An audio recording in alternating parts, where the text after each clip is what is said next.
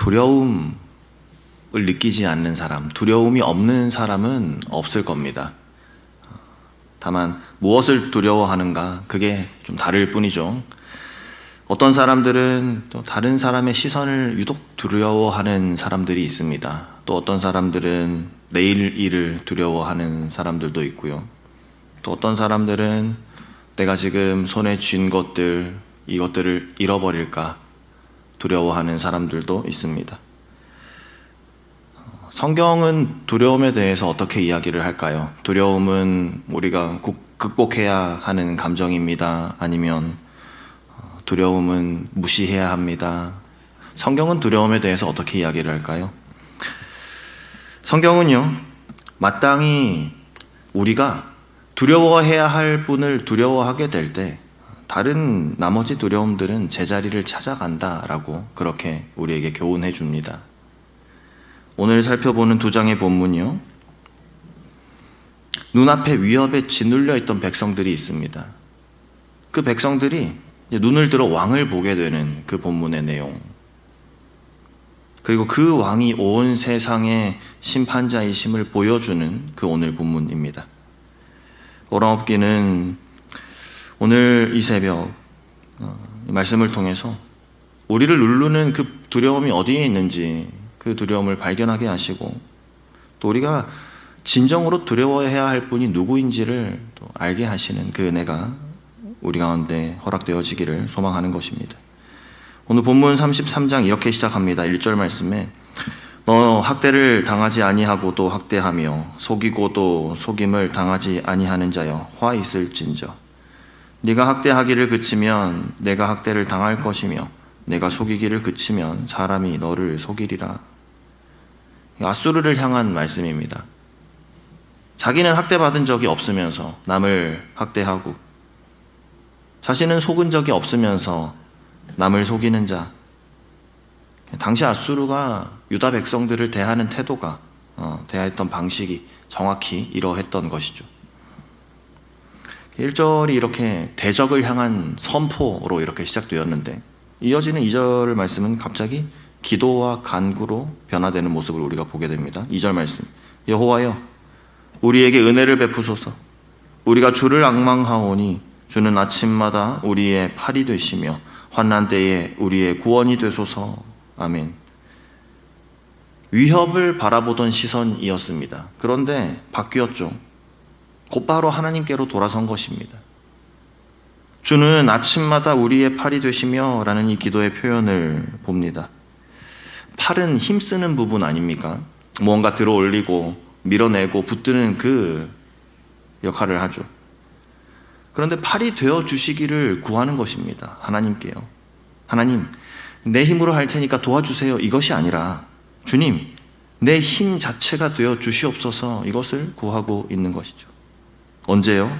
아침마다.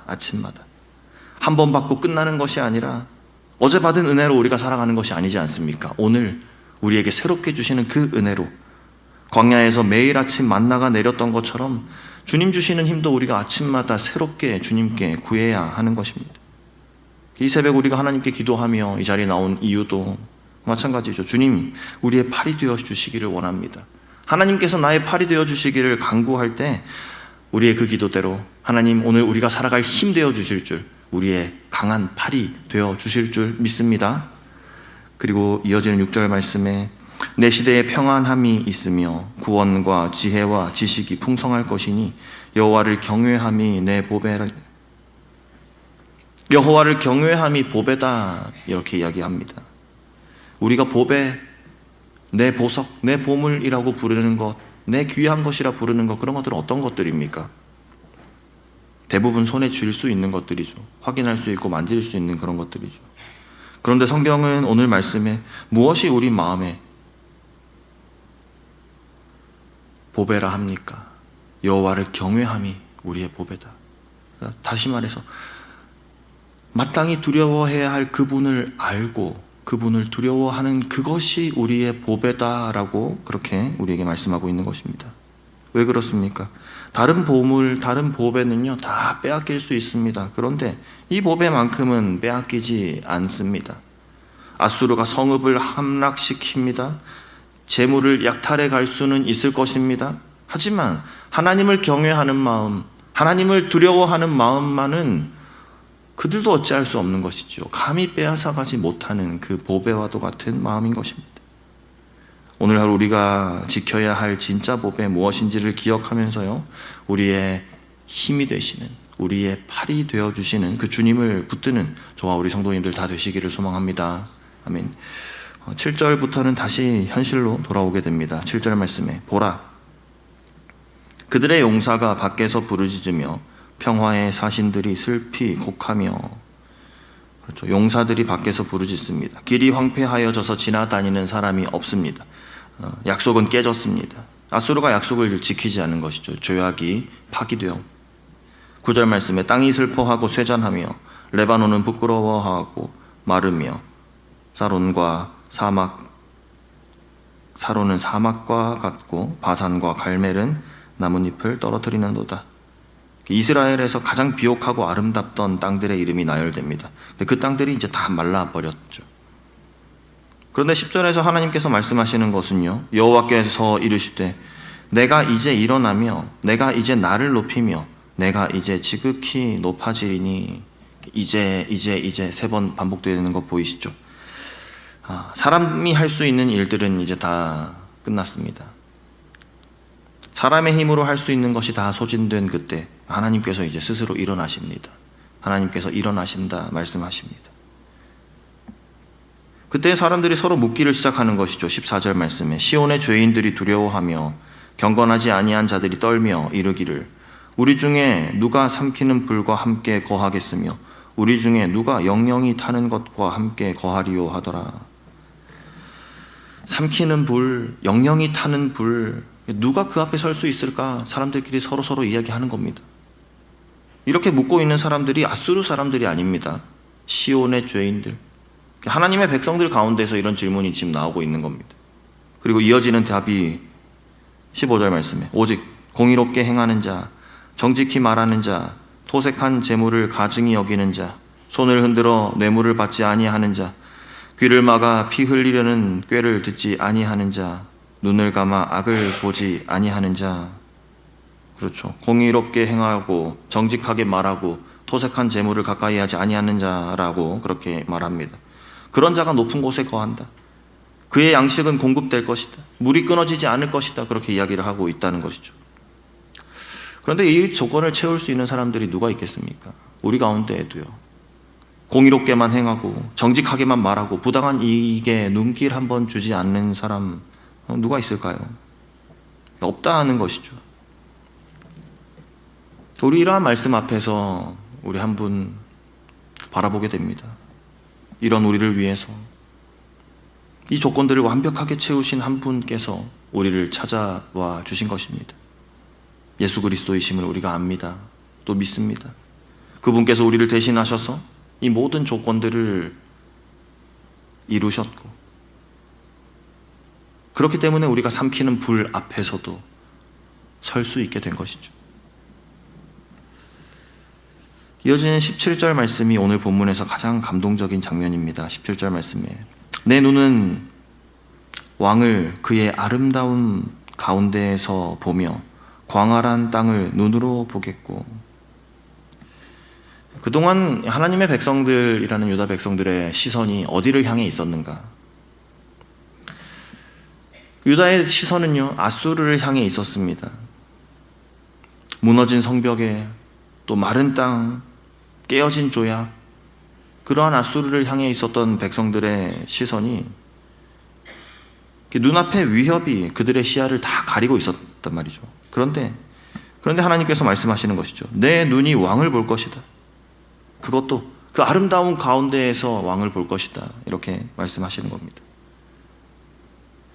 이것이 참된 신앙의 모습임을 우리에게 알려주고 있는 겁니다.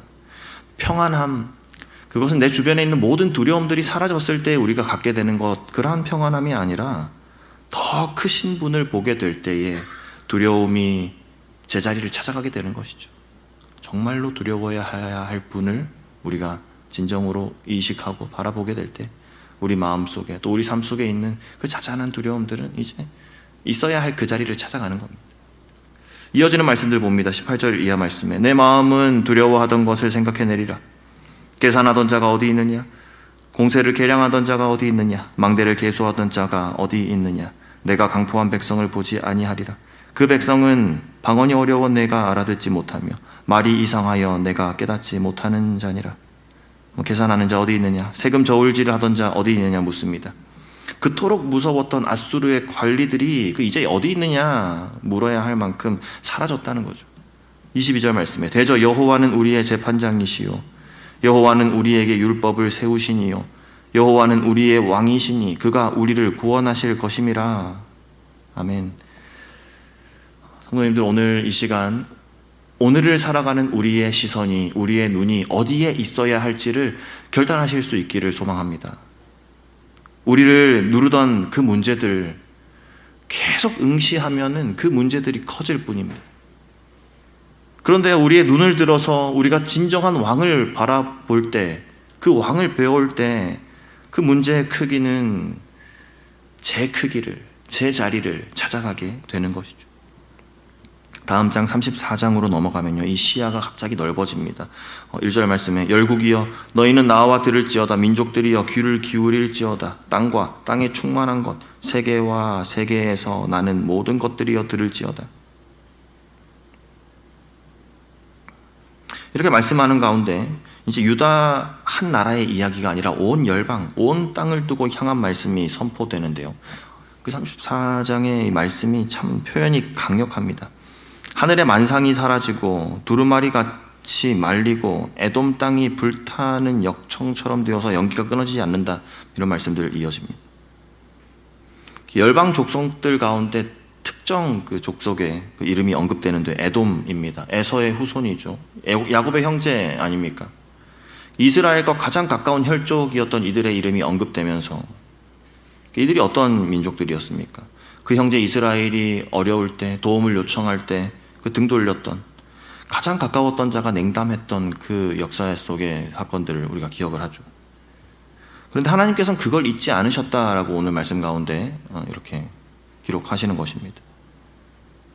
그리고 그 이유에 대해서 이렇게 말씀하시는 것이죠. 8절 이것은 여호와께서 보복하시는 날이요 시온의 송사를 위하여 신원하시는 해라.